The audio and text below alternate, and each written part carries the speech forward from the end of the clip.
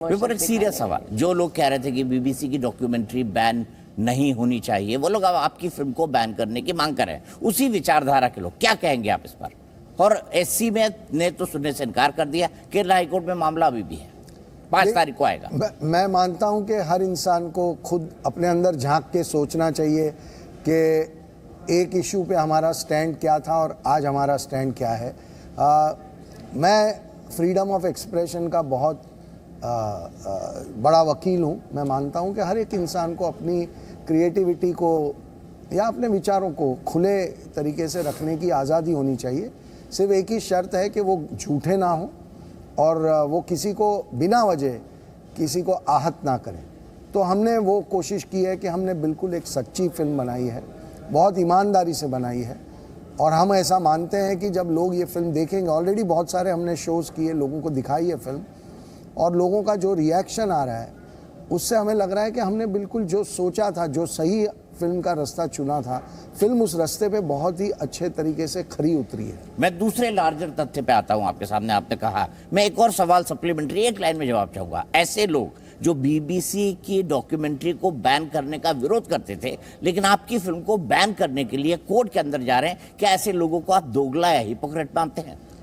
ये तो ऑब्वियस सी बात है कि अगर आप एक चीज़ पे एक स्टैंड है और उसी चीज़ की जब आपको लगता है कि आपकी थिंकिंग के अगेंस्ट है, तो आप पूरा यू टर्न लेके अगर आप आ जाते हैं कि अब इसको बैन कर दो, तो ये तो आप खुद तय करें। अपने साथ आईने में खड़े रह के अपने आप को ये सवाल उनको पूछना चाहिए कि हम बीबीसी के वक्त हमारा स्टैंड ये था, तो आज हमारा स्टैंड ये क्यों है। ये सवाल वो अपने आप से पूछ लें।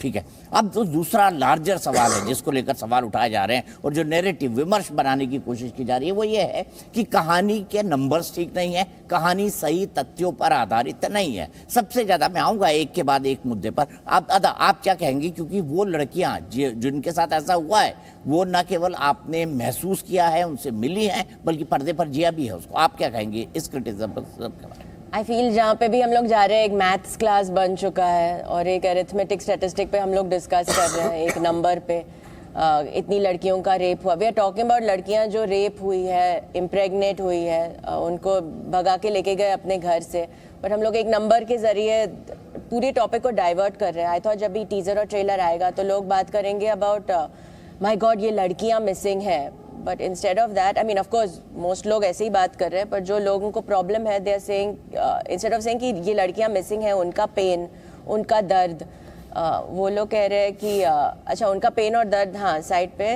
नंबर इतना है या नंबर इतना है। बट आई थिंक उनमें से कोई भी उनका अगर होता एक भी, उनकी बहन, उनकी माँ, उनकी बेटी, तो आई डोंट थिंक वो ऐसे कहते हैं। नंबर के बारे में तो बिल्कुल डिस्कस नहीं करते। ठीक है दादा, मैं आपसे समझना चाहूँगा, 32,000 का फिगर दिया है, ये कहा जा रहा है कि आपने जानबूझकर इसको एग्जैजरेट किया है। कुछ एक एग्जांपल्स तो हो सकते हैं। मैं कुछ रिपोर्ट भी पढ़ के आ रहा हूँ यूनाइटेड नेशंस की और अमेरिकन जो इंटेलिजेंस की, इतने नंबर है ही नहीं। एक तो ये इससे ज़्यादा है नंबर, एक्चुअली इससे ज़्यादा नंबर है। ये नंबर हमने बिल्कुल एग्जैजरेट नहीं की, ये नंबर बिल्कुल प्रूफ के साथ हमने प्रेजेंट करने के लिए, क्योंकि सेंसर बोर्ड में ये फिल्म 2 महीना था, एक एक तथ्य चेक किया है। सेंसर बोर्ड को आप डिस्क्रेडिट नहीं कर सकते। हाँ, अगर इंडियन कॉन्स्टिट्यूशन ने उनको पावर दिया है करने के लिए, तो वो हर फिल्म के साथ करते, वो कोई प्रोपेगेंडा और ये फिल्म करके डिफरेंशिएट नहीं करते हैं। तो 32,000 के जो नंबर है, we stand by that.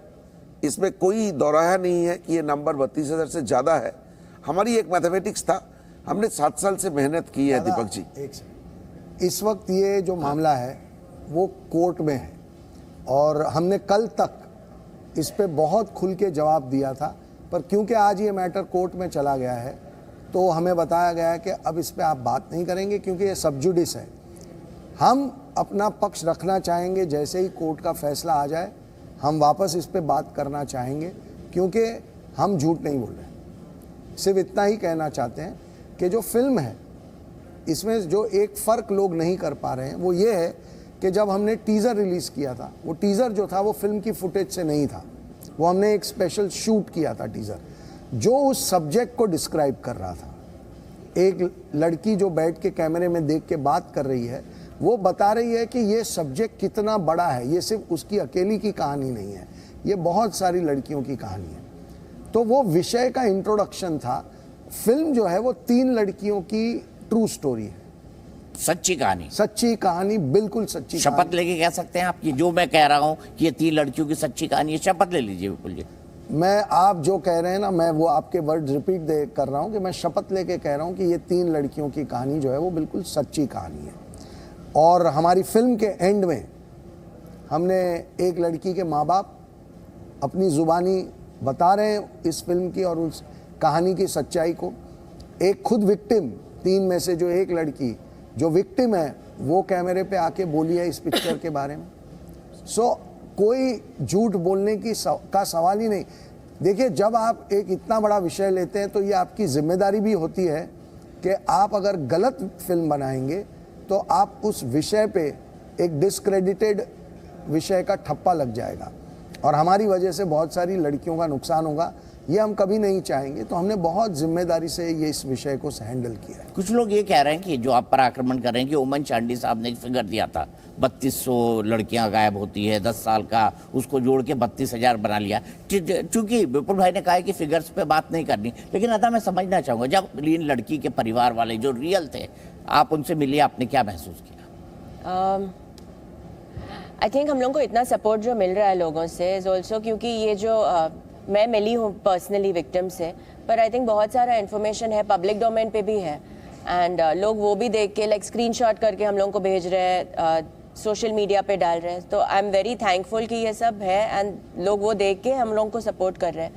But हाँ, आई थिंक जब आप मिलते हो तो यू रियलाइज उनका pain and what they must have gone through. And I think कुछ विक्टिम्स लाइक लोग मुझे कह रहे हैं कि मैं ब्रेव होके इंटरव्यू दे रही हूँ और ये मैंने ये फिल्म की, पर जो रियल विक्टिम्स है वो आज कल से आई थिंक उन्होंने स्टार्ट किया इंटरव्यूज़ देना। 5 लड़कियाँ हैं जो मुझे लगता है बहुत ही ब्रेव है, केरला में रहती हैं और केरला में ही इंटरव्यूज़ दे रही है, इधर भी आ रही है इंटरव्यूज़ देने के लिए और अपनी कहानी बता रही है। रियल विक्टिम्स जो रियल लड़कियाँ हैं। उन लड़की को ये कहना है कि आप लोगों का काम था हमारी कहानी बताना, आपका काम खत्म हो गया, अब हमारी काम है। किसको सवाल है, हम लोग जाके जवाब देंगे।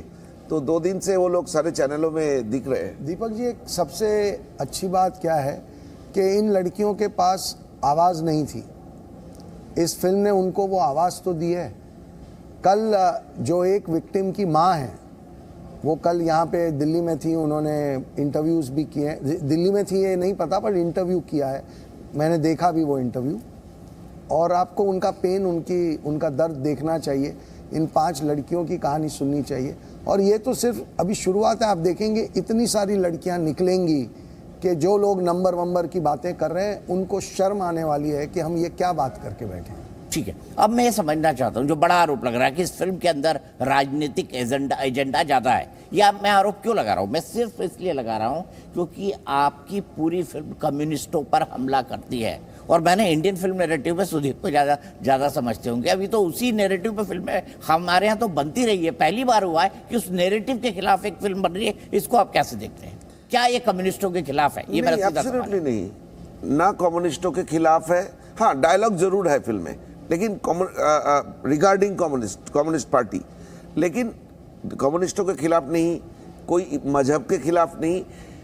दीपक जी, ये फिल्म सिर्फ और सिर्फ उन लड़कियों के लिए है जो ये बाहर चले गए, जो जाने की सिचुएशन पे है और जहां से वो लोग वापस आए हैं। इसके अलावा ना हमारी कोई दावा है, ना हमारे कोई प्रोजेक्शन है। पॉलिटिक्स हमारा काम नहीं है, उनका काम वो करेंगे, हमारा काम हम करेंगे।